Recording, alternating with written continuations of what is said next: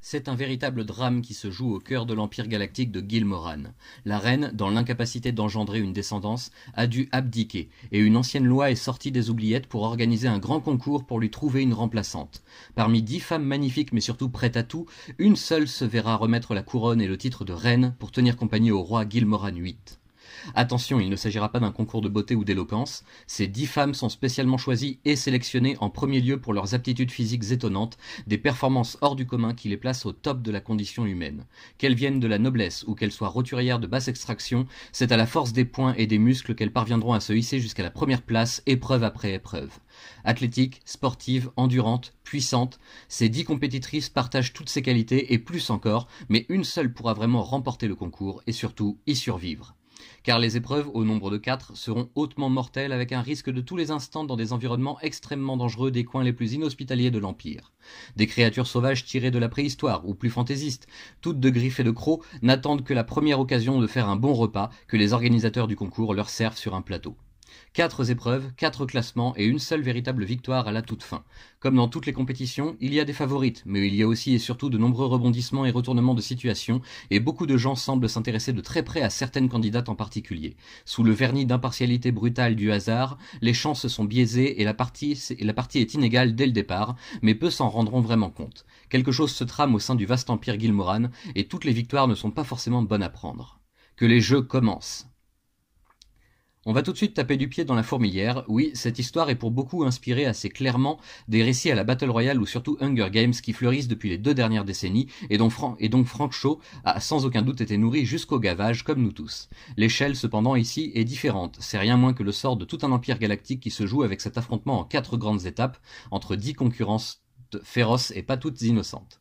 Dans Fight Girl, on retrouvera donc les marqueurs les plus évidents du style de Frank Shaw, à savoir de belles femmes fortes, des héroïnes puissantes et musclées, mais toujours avec une grâce presque bestiale et une prestance sauvage qui vont très bien ensemble. Ces forces de la nature sont toutes bâties sur le même modèle en revanche. Il faudra chercher ailleurs si vous vouliez de la vraie diversité, car les physiques de ces 10 athlètes sont extrêmement similaires.